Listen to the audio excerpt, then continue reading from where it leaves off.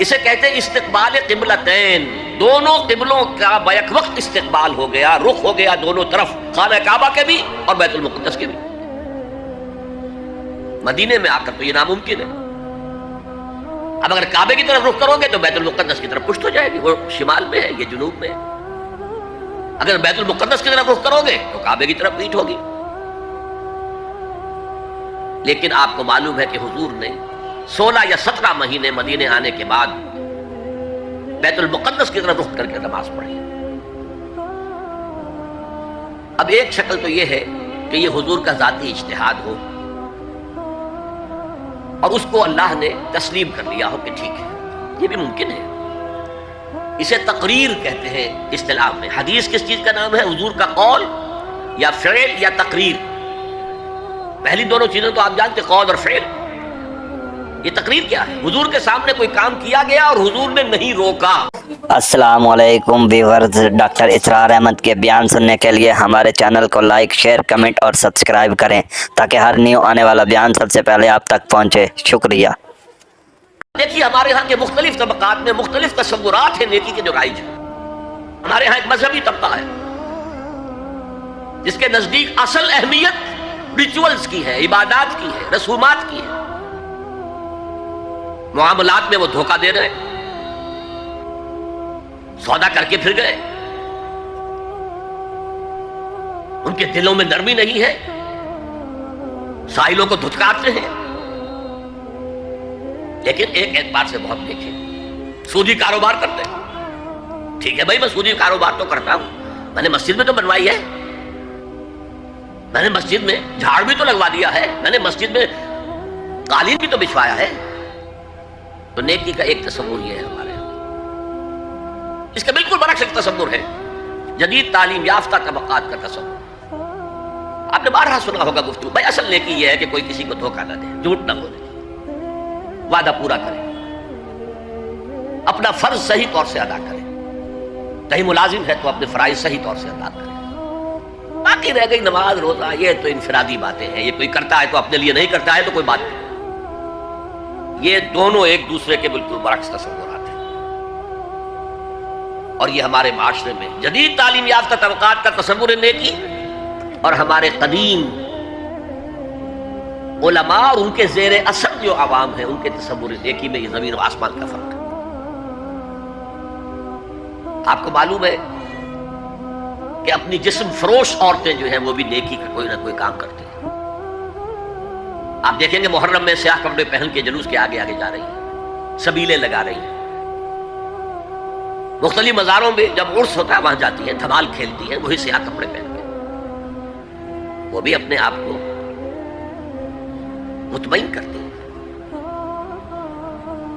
مشہور ہے ایک واقعہ شہنشاہ عالمگیر اورنگزیب کا، اس نے دلی میں گانے بجانے پر پابندی لگا دی۔ اب ظاہر بات ہے جن کا یہ پیشہ تھا ان کا دھندا ختم تو آمدنی ختم، لاکھ کوششیں کی لیکن اورنگزیب ٹس سے مس نہیں ہوا۔ پھر انہوں نے ایک عجیب ترکیب کی،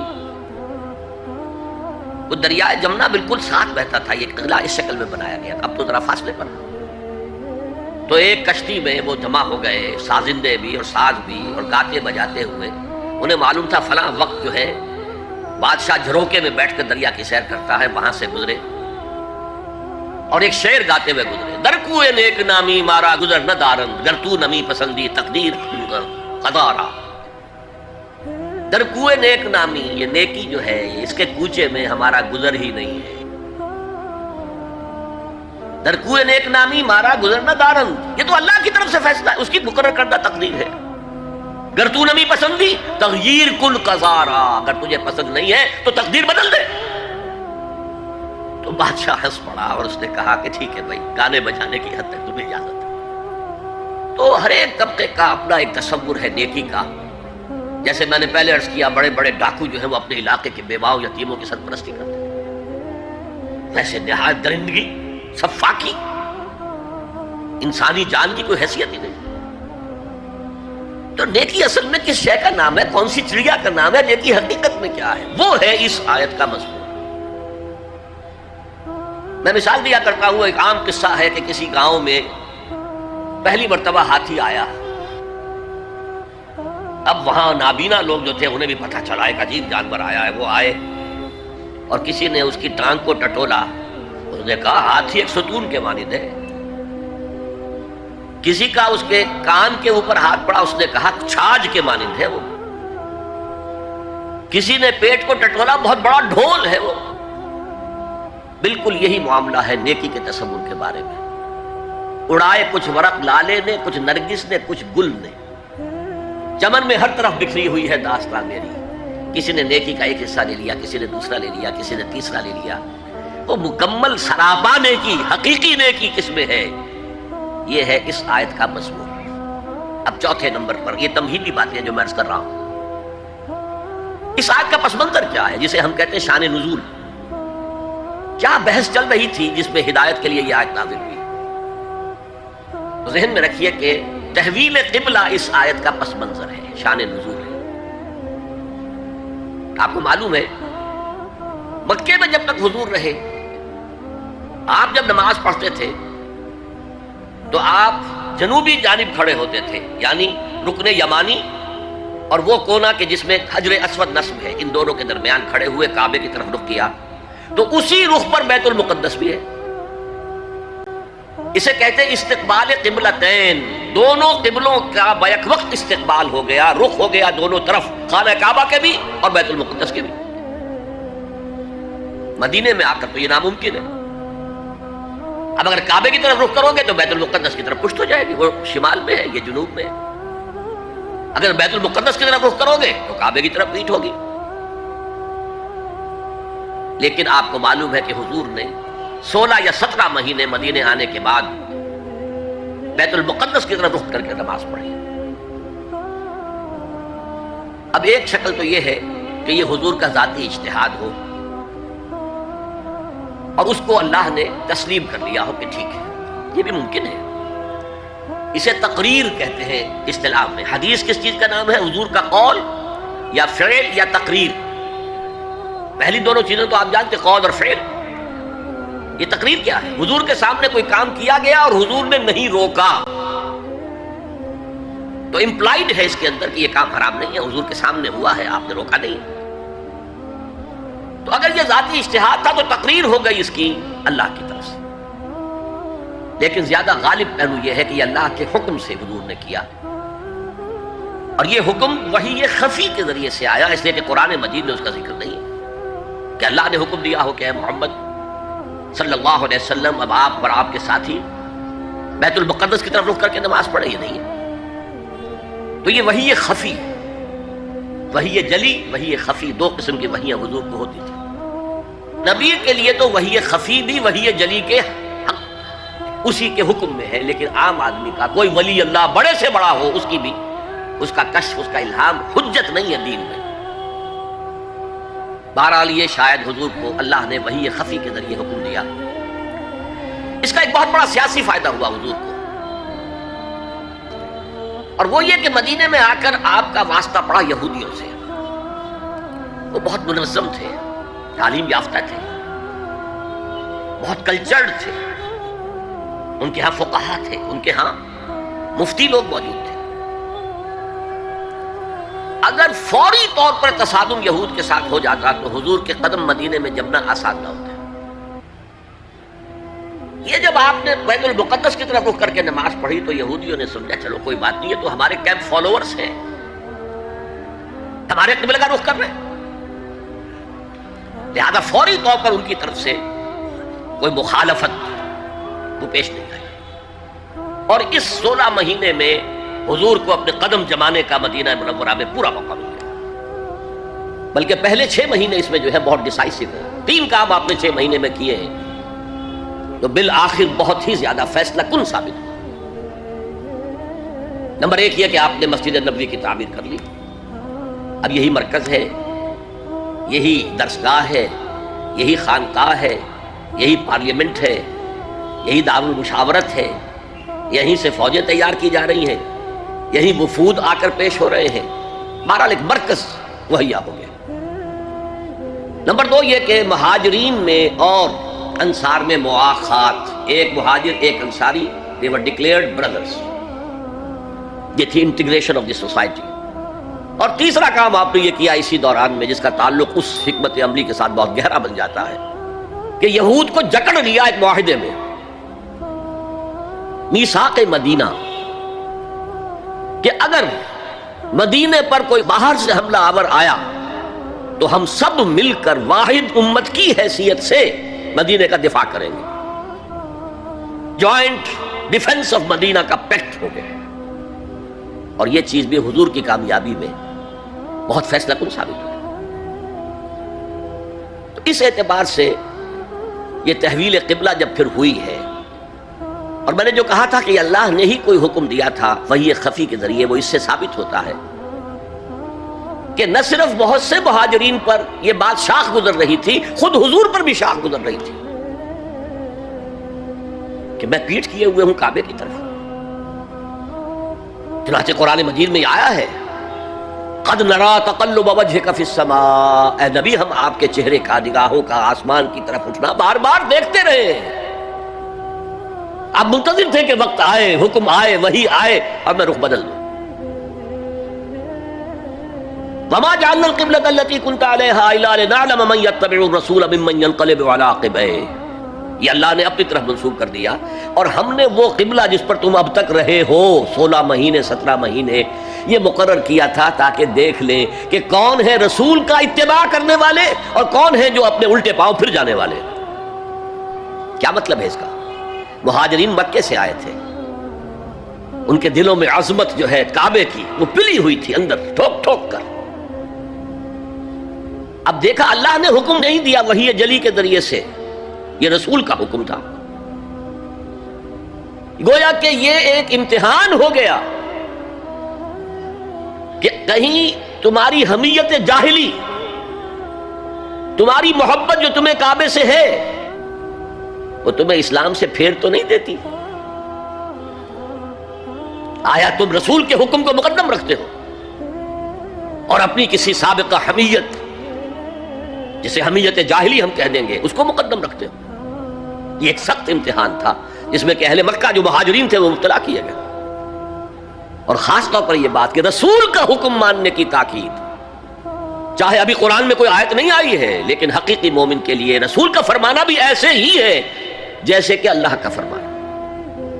اس کی تربیت بھی ہو گئی، لیکن یہ کہ اکثر کا معاملہ یہ تھا کہ یہ معاملہ شاخ گزر رہا تھا، یہاں تک کہ حضور کا معاملہ بھی تھا، قد نرا تقلب وجهك في السماء فلنولينك قبلة ترضاها، تو اے نبی ہم بدل دیں گے قبلہ وہ جو آپ کو پسند ہے،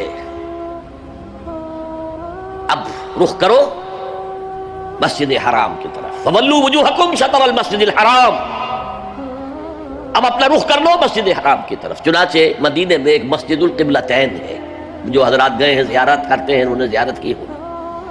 حضور مدینے سے باہر ایک قبیلے کی جگہ تھی، وہ وہاں گئے ہوئے تھے، کوئی دعوت طعام تھی، دوپہر کا کھانا تھا، اسی وقت ظہر کا وقت ہو گیا۔ حضور نے جماعت کھڑی کی اور قبلہ جو ہے بیت المقدس، اسی نماز کے دوران یہ آیات وہی نازل ہو گئی، آپ نے فوراً رخ بدلا اور پوری جماعت نے رخ بدل لیا، اور اسی لیے اس مسجد میں 2 قبلے ہیں، 2 محرابیں ہیں، ایک شمال کی جانب بیت المقدس کی جانب، دوسری جنوب کی جانب یعنی مکہ مکرمہ کی جانب۔ اب یہ تحویل قبلہ جو ہے، یہ ہے بات اصل میں سمجھنے کی، ایک بہت بڑے فتنے کی بنیاد بن گیا۔ فتنہ آزمائش کو کہتے ہیں، اور فتنہ فساد کو بھی کہتے ہیں۔ فساد یہودیوں کی طرف سے شروع ہوا، یہ کیسا نبی ہے جس کا قبلہ ہی معین نہیں؟ ابھی یہ شمال کی طرف رخ کر کے نماز پڑھ رہا تھا، اور اب اس نے جو ہے جنوب کی طرف رخ کر لیا، کیسا رسول ہے یہ؟ کیسا نبی ہے؟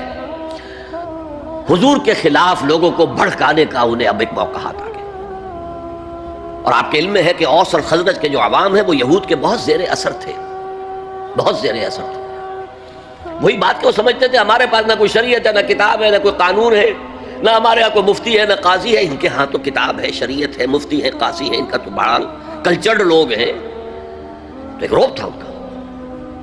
لہذا یہ ایک ان کو موقع مل گیا کہ اس پر لوگوں کے جذبات کو بھڑکائیں اور حضور سے برگشتہ کر دیں۔ دوسری طرف سادہ لو مسلمانوں کے اندر بھی ایک فتنہ بطور آزمائش آ گیا، کہ اگر اصل قبلہ یہ تھا تو یہ 16 مہینے کی نمازیں تو ہماری اکارت گئی، غلط رخ پر پڑی ہم نے، اور نماز تو دین کا اصل ستون ہے، اور یہ نمازیں ہماری ضائع ہو گئی۔ یہ ان کے دلوں میں ایک وسوسہ پیدا ہوا۔ اس پہلو سے اس مسئلے پر بڑی مفصل گفتگو قرآن میں ہوئی ہے، میرے اور آپ کے لیے، بلکہ مجھے اعتراف ہے کہ میں یہ سوچتا رہا اتنی مفصل گفتگو بار بار فَوَلُّوا وُجُوهَكُمْ شَطْرَ الْمَسْجِدِ الْحَرَامِ فَوَلُّوا وُجُوهَكُمْ شَطْرَهُ، یہ بار بار پورے 2 رکوع قرآن مجید میں، سورہ بقرہ کا 17واں رکوع 18واں رکوع اسی پر، اس لیے کہ ہم اس سینسٹیونیس کا اندازہ نہیں کر سکتے کہ جو اس وقت پیدا ہو گئی تھی اس پر۔ تحویل قبلہ پر یہ معمولی نہیں بات تھی، یہود نے سمجھ لیا تھا کہ اب معلوم ہوا یہ ایک نئی امت کا آغاز ہے، اس کا مرکز اب نیا بن گیا ہے۔ اب تک وہ سوچ رہے تھے کہ ہمارے ہی، چنانچہ ایک اور واقعہ ہوا تھا کہ یہ عاشورہ کا روزہ رکھتے تھے یہودی۔ حضور نے پوچھا کیوں رکھتے ہو 10ویں محرم کا روزہ؟ انہوں نے کہا کہ اصل میں ہمیں جو نجات ملی تھی فرعون سے، اور فرعون کو جو غرق کیا گیا تھا لاؤ لشکر سمیت، وہ 10 محرم کو ہوا تھا، ہم شکرانے کے طور پر روزہ رکھتے ہیں۔ حضور نے فرمایا کہ موسیٰ کے تو ہم تم سے زیادہ مستحق ہیں، لہذا مسلمانوں کو حکم دیا کہ تم بھی 10ویں محرم کا روزہ رکھا کرو۔ اب یہ چیزیں ایسی تھیں کہ جس سے وہ پیسیفائڈ تھے ایک طرح سے، کہ نہیں یہ کوئی نئی چیز نہیں ہے، یہ ہمارے کیمپ فالوورز، بلکہ حضور نے فرمایا تم 2 روز کا روزہ رکھو، 9ویں محرم کا بھی 10ویں کا۔ بہرحال اس پر جو ایک تشویش ہوئی ہے، اس تشویش کو دور کرنے کے لیے 2 رکوع 17واں 18واں رکوع 2 رکوع پورے کے پورے اسی بحث پر مشتمل ہیں۔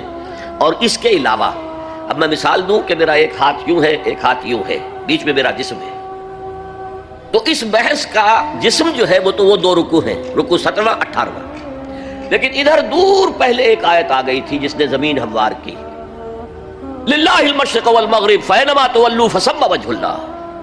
2 رکوع پہلے، مشرق و مغرب سب اللہ کے ہیں، جدھر بھی رخ کرو اللہ کا رخ ہے۔ قبلے کا مطلب یہ تو نہیں ہے کہ اللہ اس سمت میں محدود ہے، معاذ اللہ، اللہ کا رخ، اللہ تو مشرق میں ہے، مغرب میں ہے، شمال میں ہے، جنوب میں ہے، فوق میں ہے، تحت میں ہے، ہر جگہ ہے۔ للہ المشرق والمغرب فینما تولوا فثم وجہ اللہ، مشرق و مغرب سب اللہ کے ہیں، جدھر بھی تم رخ کرو گے وہ اللہ کا رخ ہے۔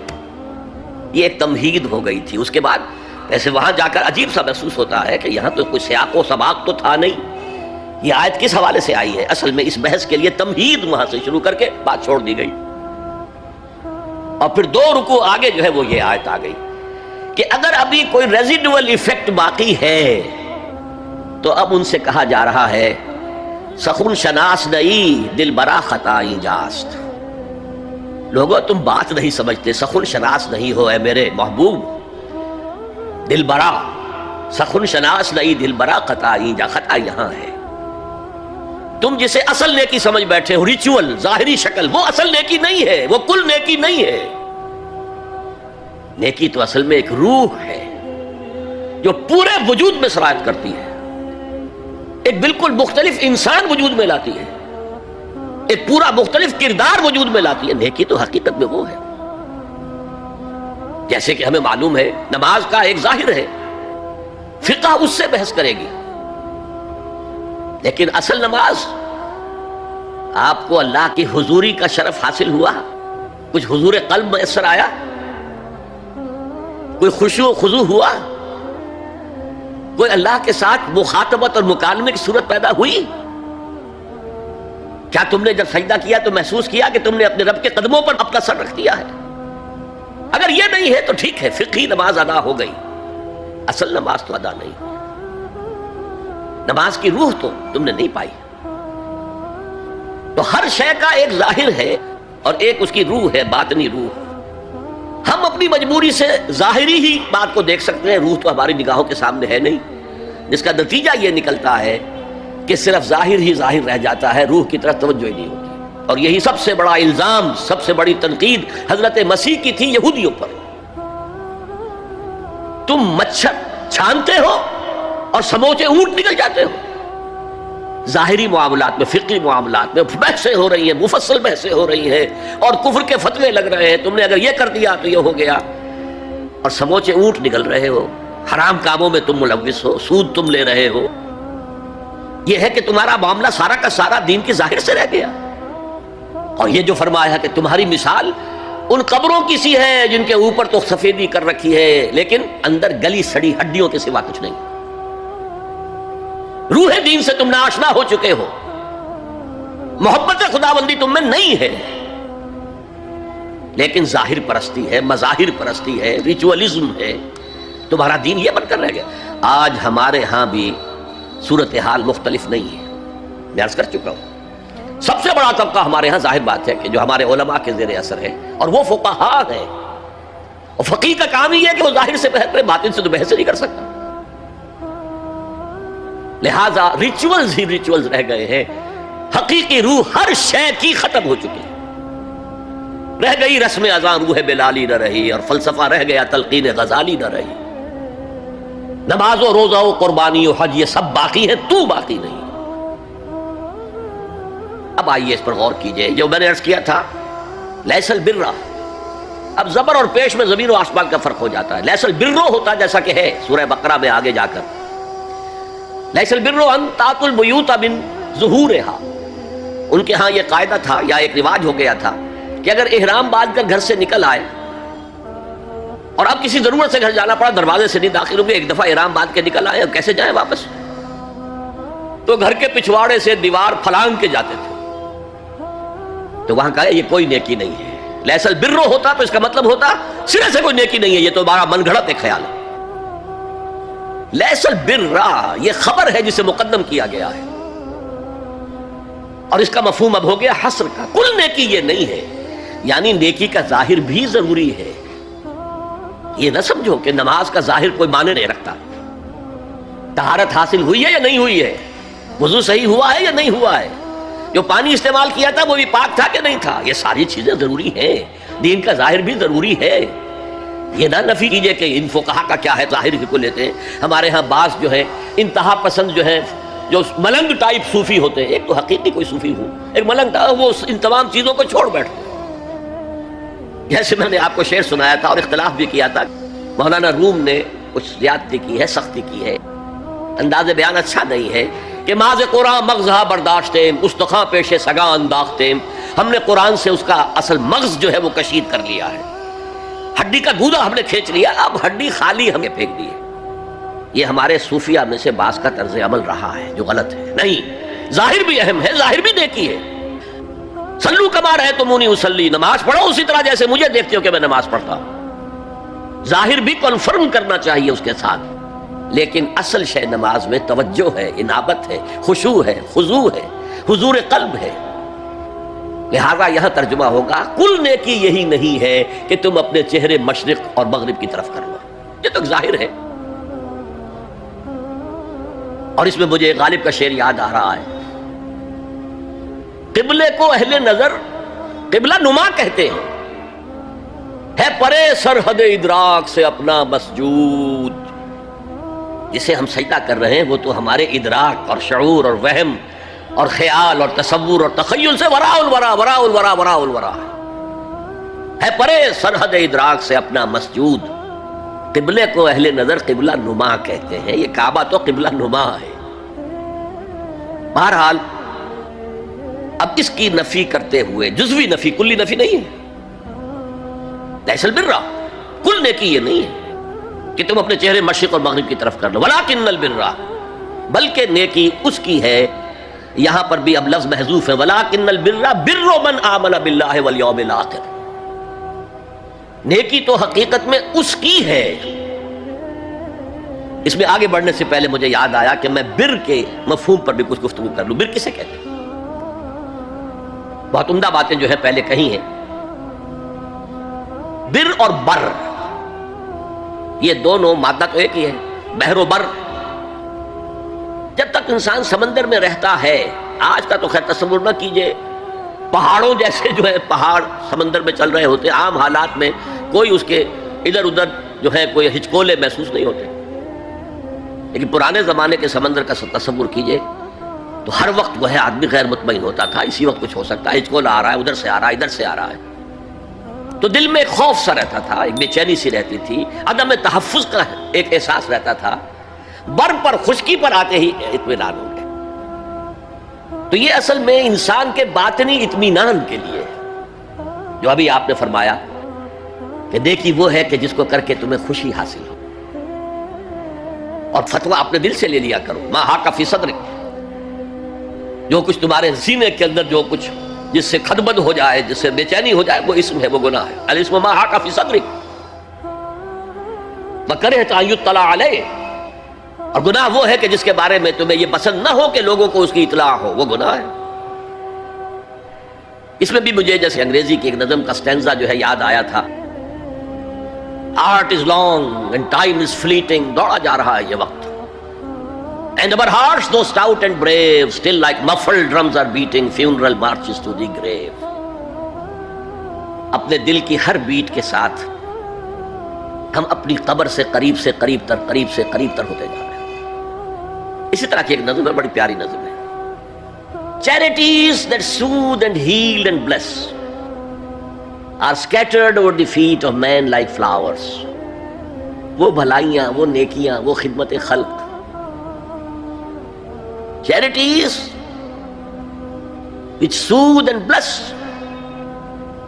and heals، دل کے اوپر مرہم سا رکھا جاتا ہے نیک کام کر کے، دل کو خوشی ہوتی ہے نیک کام کر کے۔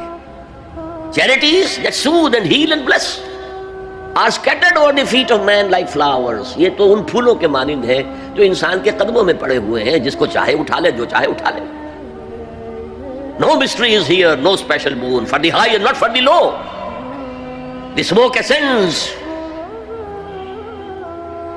as high from the hearth of a humble cottage as from that of a haughty palace۔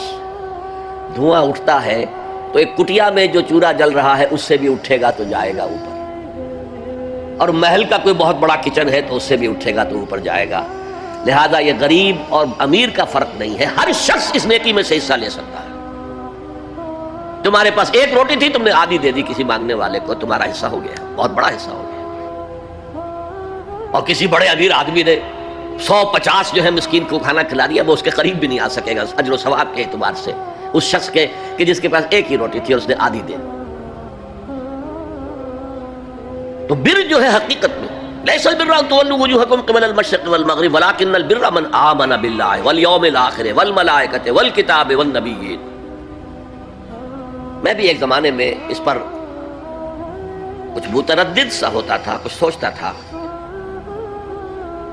یہ نیکی کا تعلق تو ہم عمل سے سمجھتے ہیں، یہاں ایمان کی بحث کی کیا ضرورت ہے؟ ایمان تو ایک باطنی حقیقت ہے، نیکی جو ہے وہ ایک ظاہری خارجی حقیقت ہے۔ لیکن پھر سمجھ میں آیا کہ اصل نیکی وہ نیت ہے جس کے ساتھ وہ کام کیا جا رہا ہے۔ اگر خیرات بانٹی جا رہی ہے، جھگیوں میں جا کر میلے کچیلے بچوں کو گود میں لے کر اپنی سفید اشکروں کو بھی خراب کیا جا رہا ہے، اور معلوم ہے کہ یہ اس لیے کر رہا ہے کہ آئندہ الیکشن میں کھڑا ہونا ہے، تو کوئی ہے جو کہے گا کہ یہ نیکی ہو رہی ہے؟ کام تو بظاہر بڑی نیکی کا کام ہے۔ نیکی کے لیے شرط اول اللہ پر ایمان ہے، اس کی موٹیویشن لو آف گاڈ، اس کے سوا اگر کوئی اور موٹیو ہے، اگر دنیا میں شہرت چاہیے، اگر اس نیکی کے ذریعے سے بھی مال کمانے کا معاملہ ہے، دھندا ہے، نیکی کے پردے میں دھندا ہو رہا ہے، وہ نیکی نہیں ہے، چاہے ظاہری اعتبار سے وہ بہت بڑی نیکی ہو۔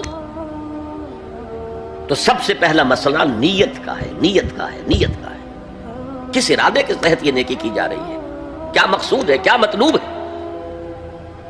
چنانچہ نوٹ کیجئے، اکثر محدثین نے اپنے جو مجموعے مرتب کیے احادیث کے، ان میں پہلی آیت کون سی، پہلی حدیث کون سی لاتے ہیں؟ حضرت عمر رضی اللہ تعالیٰ عنہ سے روایت ہے، انما الاعمال بالنیات، نیکیوں کا، نیک اعمال کا دار و مدار نیتوں پر ہے۔ وانما لکل امرئ ما نوی، ہر شخص کو وہی کچھ ملے گا جس کی اس نے نیت کی ہوگی۔ فمن کانت ہجرتہ الی اللہ ورسولہ فہجرتہ الی اللہ ورسولہ، جو کوئی ہجرت کر رہا ہے، مکے میں گھر بار چھوڑ کر جا رہا ہے، اپنے وطن کو ترک کر کے جا رہا ہے مدینے کی طرف، صرف اللہ اور رسول کے لیے، اس کی ہجرت اللہ اور اس کے رسول کے لیے۔ ومن كانت هجرته للدنيا يصيبها، اور اگر اس شخص کی ہجرت دنیا کے لیے ہے کہ اس کو حاصل کر لے. مثلا میں دیتا ہوں مثال، ایک مسلمان تھا، اس کا کوئی کاروبار تھا، اس کے خریدار مسلمان ہی تھے، وہ جا رہے ہیں، اب کیا کرے گا؟ مشرکوں نے سو تو اس کا سامان نہیں لینا، اب وہ بھی چلے جا رہے ہیں. یہ اللہ کو معلوم ہے کہ اس کے ہجرت کا اصل سبب کیا ہے، ہم نہیں طے کر سکتے،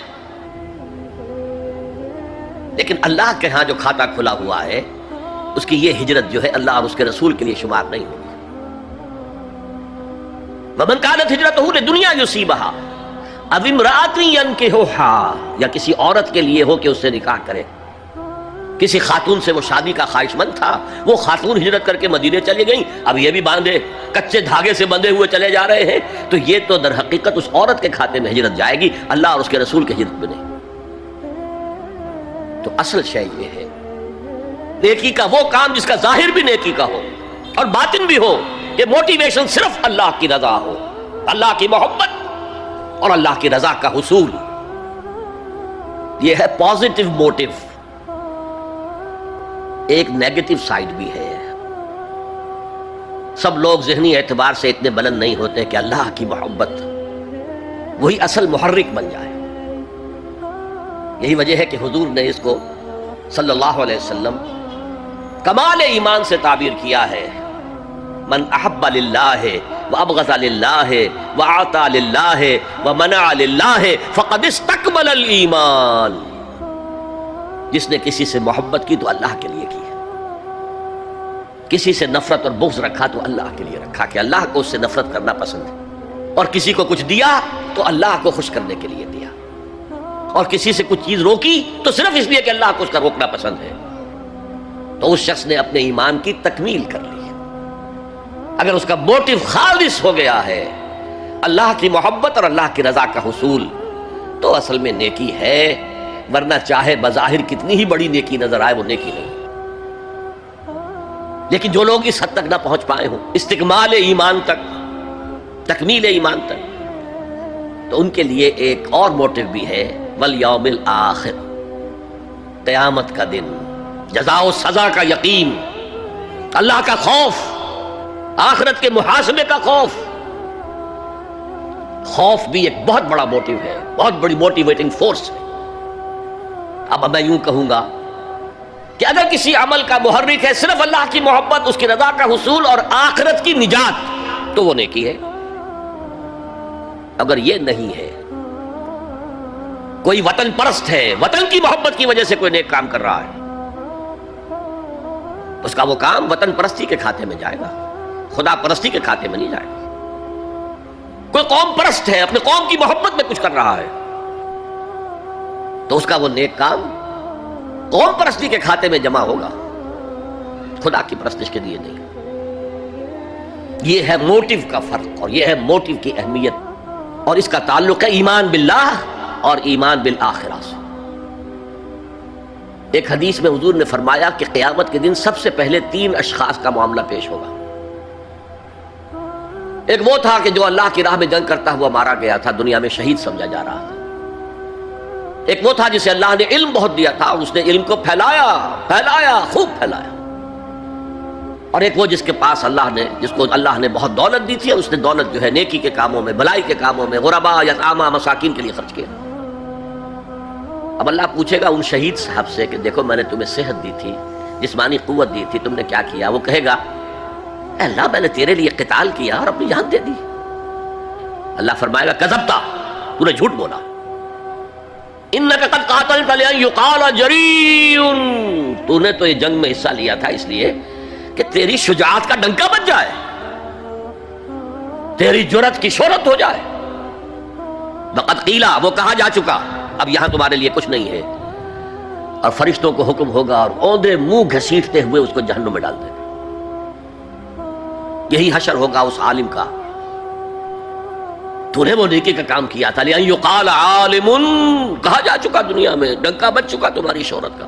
اب اس میں نوٹ کیجئے، اگر کسی عالم کے علم کا ڈنکا بج جائے، اس کی اپنی نیت وہ نہیں تھی، تو اس کے اندر کوئی خرابی نہیں ہے. یہاں معاملہ نیت کا ہے. اگر نیت یہ ہو کہ میرے علم کی شہرت ہو جائے، میرے ہاتھ چومے جائیں، مجھے نذرانے پیش کیے جائیں، تو پھر وہی حشر اس کا ہوگا کہ اوندھے منہ گھسیٹ کر جہنم میں ڈال دیا جائے.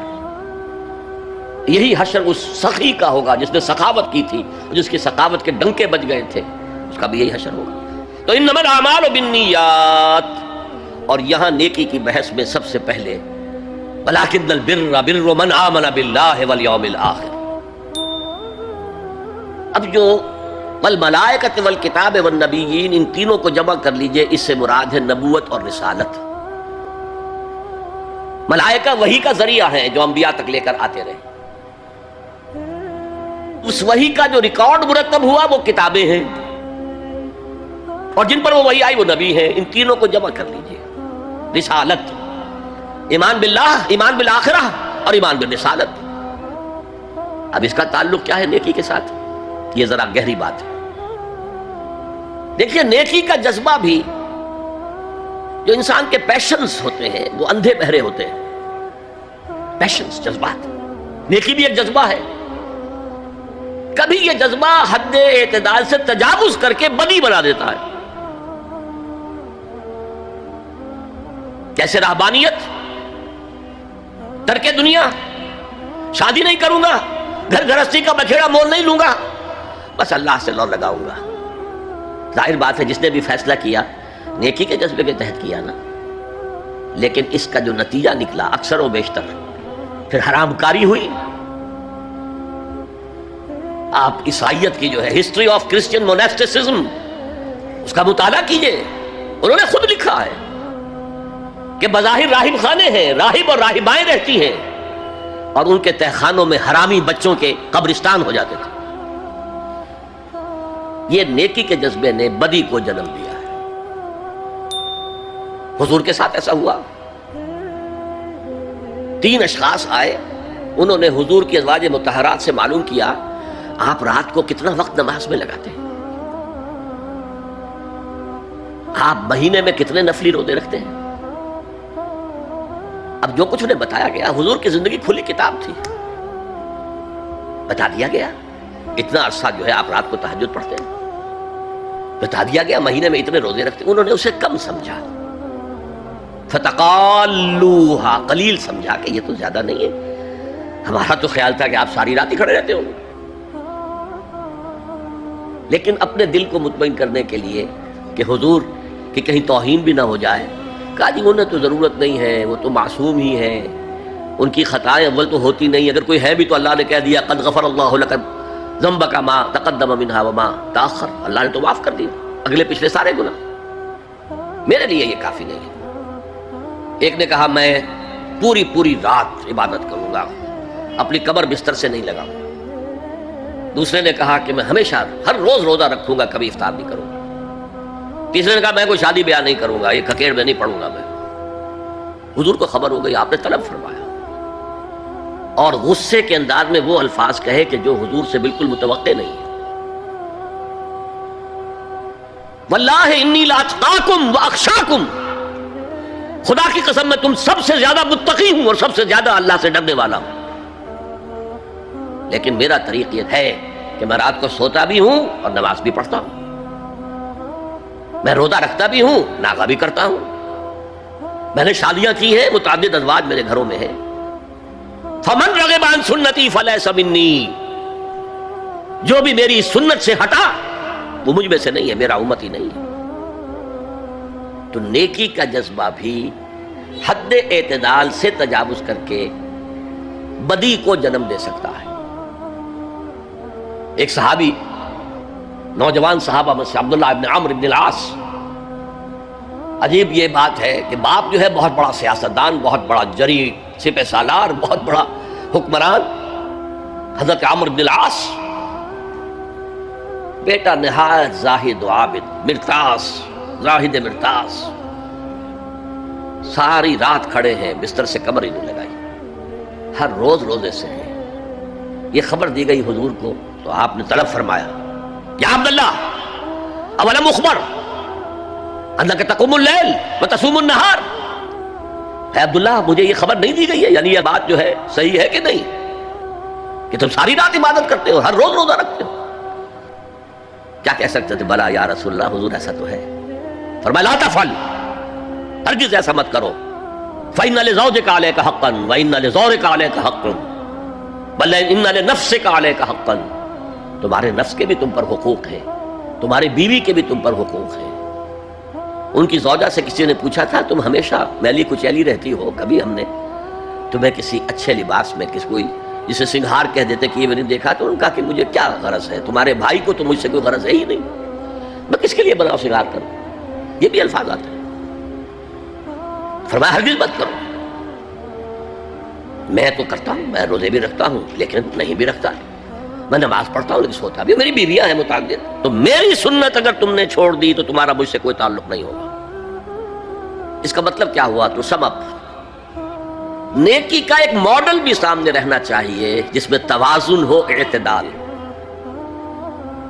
انبیاء وہ توازن پیش کرتے ہیں اپنے کردار اور شخصیت کے ذریعے سے. وہ جو فرمایا گیا لَقَدْ كَانَ لَكُمْ فِي رَسُولِ اللَّهِ أُسْوَةٌ حَسَنَةٌ، تمہارے لیے اللہ کے رسول کی شخصیت میں ایک اچھا نمونہ ہے. یہ نمونہ معتدل ہے، متوازن ہے.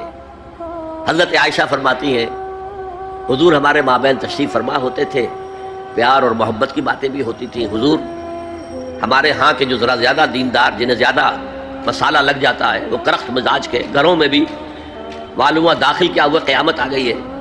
تو اس طرح کا نہیں تھا معاملہ، اپنی بیویوں کی دل جوئی، ان سے محبت اور پیار کی باتیں. لیکن حضرت عائشہ فرماتی ہیں کہ ہمارے درمیان بیٹھے ہوتے تھے اور پیار و محبت کی گفتگو ہو رہی ہوتی تھی، اذان کی آواز آتے ہی ایسے ہی اٹھ کر چل دیتے تھے جیسے ہمیں جانتے بھی نہیں کہ ہم کون ہیں. یہ توازن پیدا کرو. ترک دنیا نہیں، دنیا میں رہو اور پھر وہ کردار پیش کرو جو محمد نے پیش کیا صلی اللہ علیہ وسلم اور آپ کے صحابہ نے پیش کیا. دنیا میں رہتے ہوئے ترک دنیا. ترک دنیا اس معنی میں دنیا مقصود نہ بن جائے، مطلوب نہ بن جائے.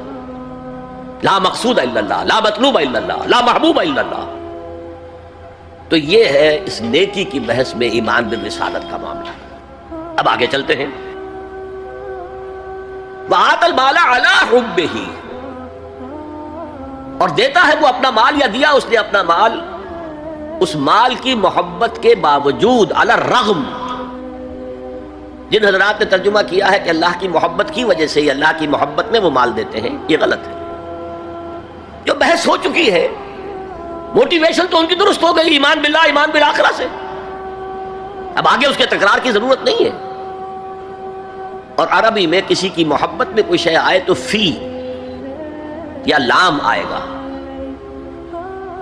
علی آتا ہے مخالفت کے لیے، علی الرغم. مال محبوب ہے، کس کو نہیں ہے؟ زُيِّنَ لِلنَّاسِ حُبُّ الشَّهَوَاتِ مِنَ النِّسَاءِ وَالْبَنِينَ وَالْقَنَاطِيرِ الْمُقَنطَرَةِ مِنَ الذَّهَبِ وَالْفِضَّةِ وَالْخَيْلِ الْمُسَوَّمَةِ وَالْأَنْعَامِ وَالْحَرْثِ. انسان کی سرشت کو اللہ سے زیادہ جاننے والا کون ہے؟ وہ فرما رہا ہے، سورہ آل عمران کی آیت ہے، مزین کر دی گئی ہے انسانوں کے لیے محبت بیویوں کی، بیٹوں کی، اور ڈھیروں مال کی، سونے کی اور چاندی کی، اور گھوڑے وہ کہ جو پیڈگری والے ہوں اور جو بہت اعلیٰ نسل کے ہوں، خیل المسومہ، نشان زدہ گھوڑے، اور مال ہو، بھیڑیں بکریوں کو گلے کے گلے ہوں، اور گائے اور بیل ہوں. اور یہ ساری چیزیں محبوب ہیں. اس محبت کے خلاف عمل کرتے ہوئے مال خرچ کرنا، تبھی تو مجاہدہ ہے. تو جیسے اردو میں ہم علی الرغم کہتے ہیں، علی الرغم، باوجود اس کی محبت کے وہ خرچ کرتے ہیں. اب یہاں جو اصل نوٹ کرنے کا نقطہ ہے وہ کیا ہے؟ دیکھیے، اسلام کا جو نظام ہے دنیاوی، اس میں ایمان کے بعد پہلی شے نماز ہے. وہ جو کہا گیا ہے کہ قیامت کے دن سب سے پہلا محاسبہ نماز کا ہوگا. اور جب ہماری مسجدوں کے اندر لکھے ہوتے تھے فارسی کے اشعار، روز محشر کے جان گداز بود، اولی پرسش نماز بود،